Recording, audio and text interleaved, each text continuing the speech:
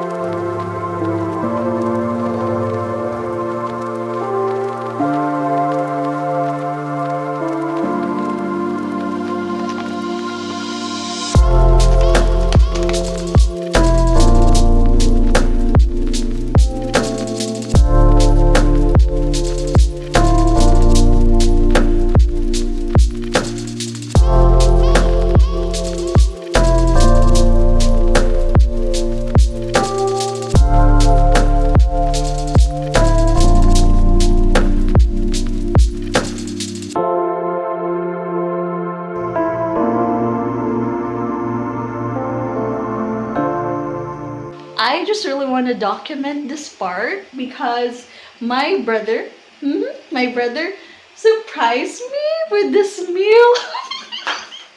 He's listening to me that I like food. I like great food. I enjoy that right now. Such a good brother. Happy birthday! Wow, what a surprise! He just really made me come out of my room and surprised me with this. He even made this, what do you call this coffee? Ice blended salted caramel coffee. Oh my goodness. My gosh. He's not only just a good cook, he makes this. Oh my god. What a good birthday surprise for me. I'm happy.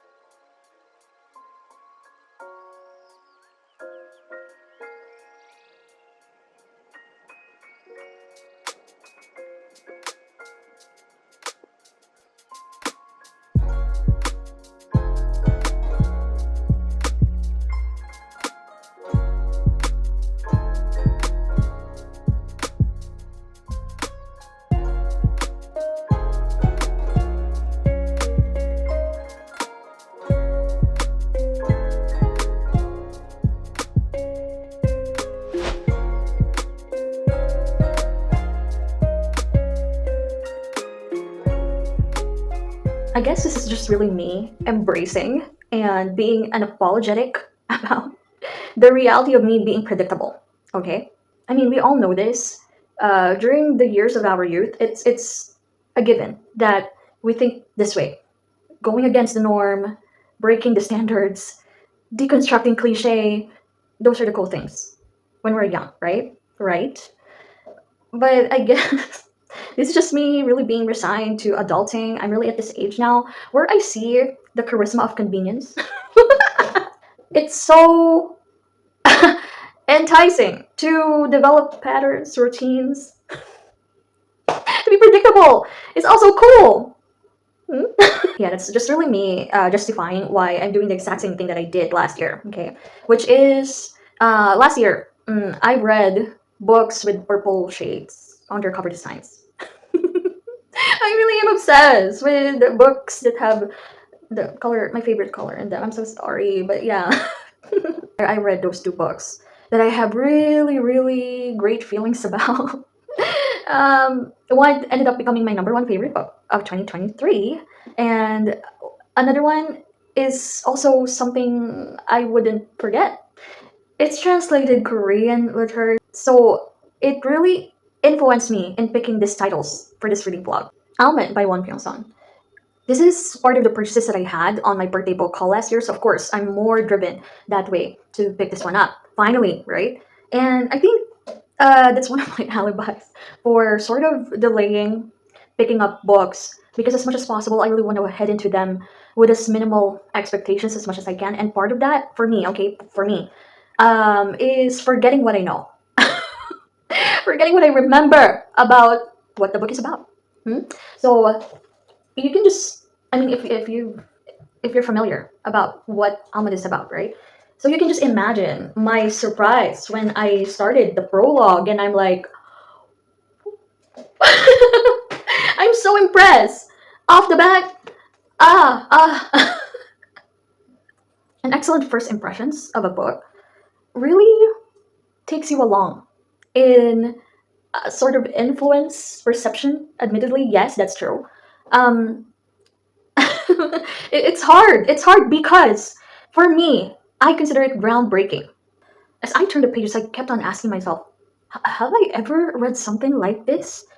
The topic that it explored is sort of fresh to me. So I kept on rewinding and revisiting the books that I've read all the years of my life and asking, come on, what plot, what story, what novel have given me similar types of agenda, intention, feelings, message, theme? It's so hard to think of any, but probably I'll think of that. I'll remember that later. But the execution here in Almond really captured my attention in such a way that it cannot make me remember. Okay, I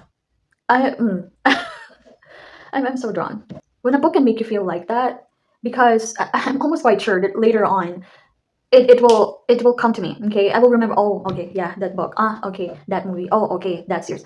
It will come to me for sure. Yes, that's true. But there's something about books that really captures you in that very consuming way where you just, oh, you're so caged and engrossed and compelled to only think of it and nothing else. It's powerful.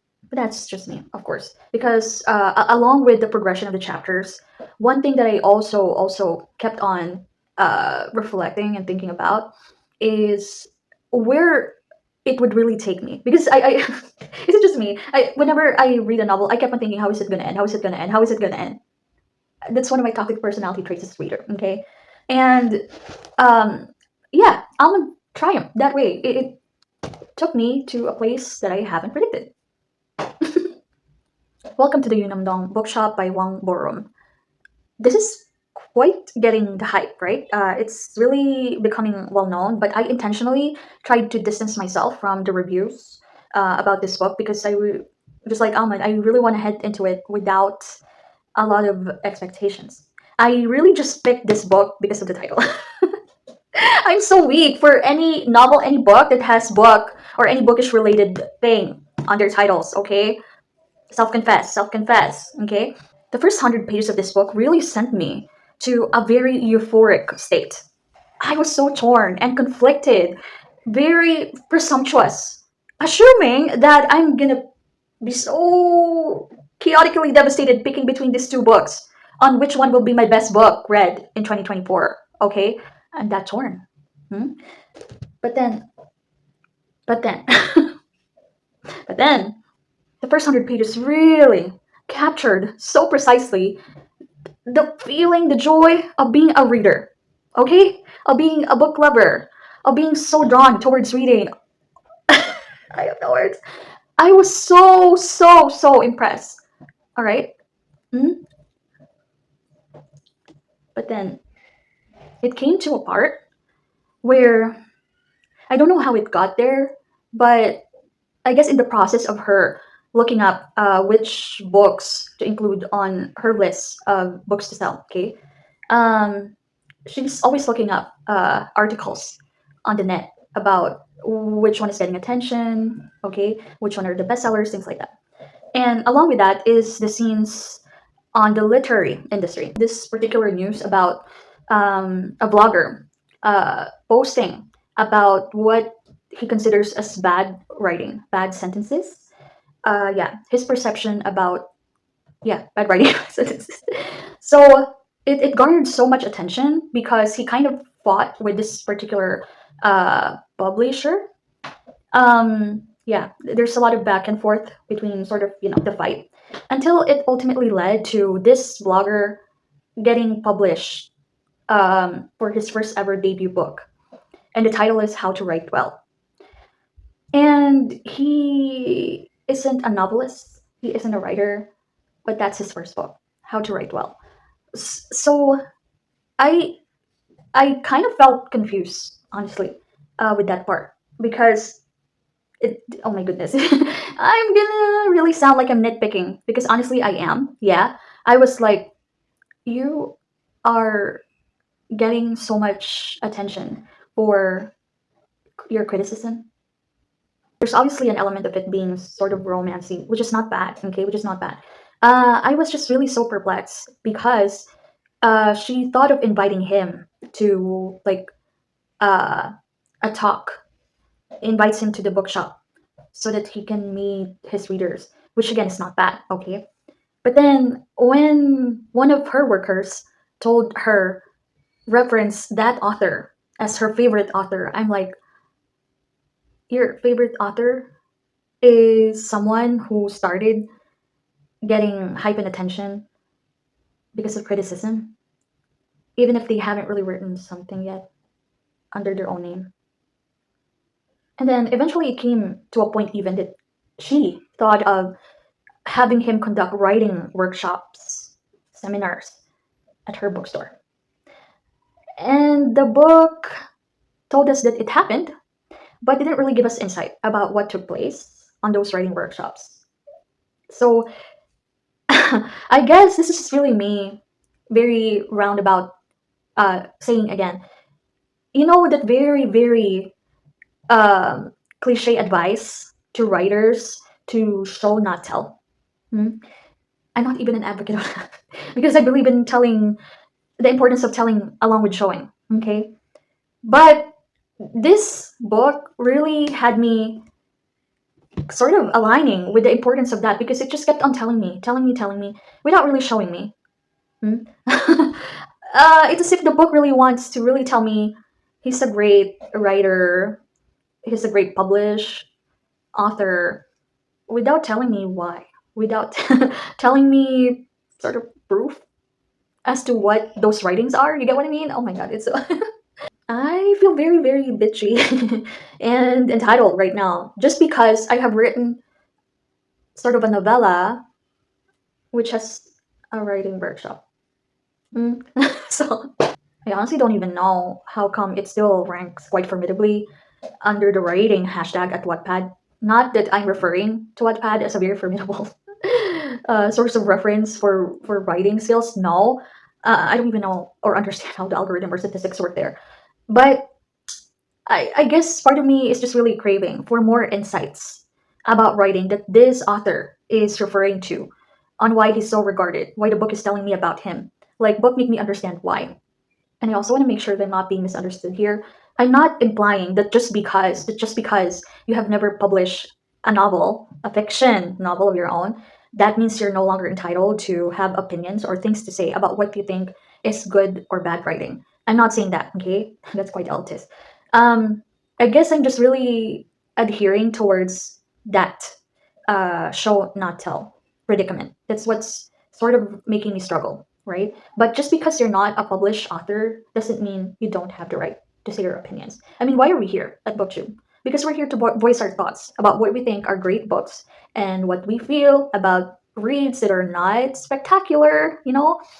We can speak our minds. We are free to do so. I get that. I get that.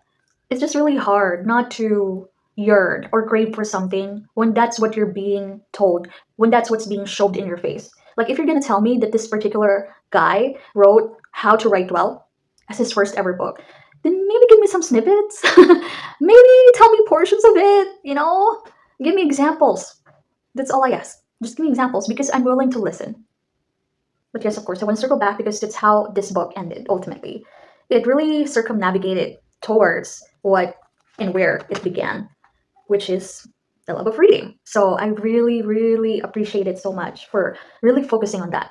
Okay. One memorable thing that sort of really bittersweet tug at my heart is how the bookshop owner, is so so leaning and so drawn towards Catcher in the Rye by J.D. Salinger.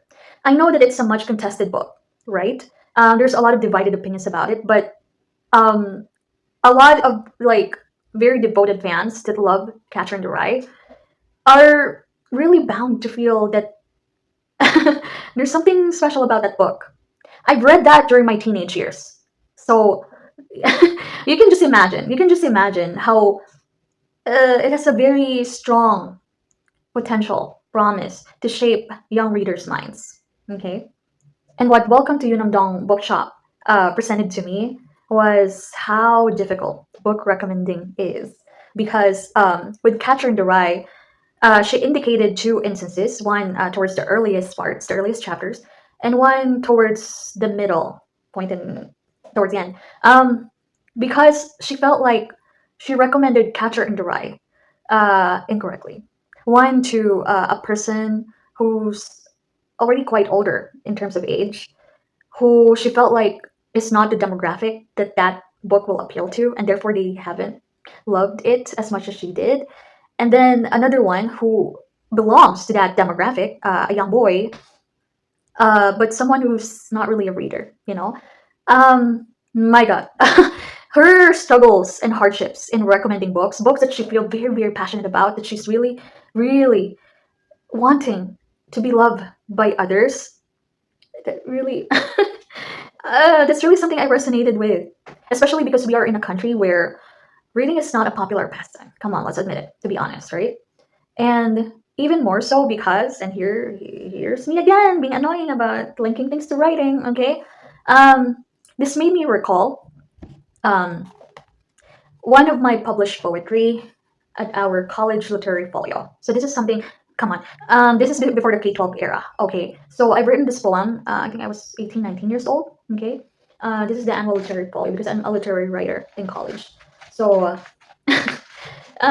because I'm also obsessed with Catcher in the Rye during my teenage years, I've written a poem about the protagonist.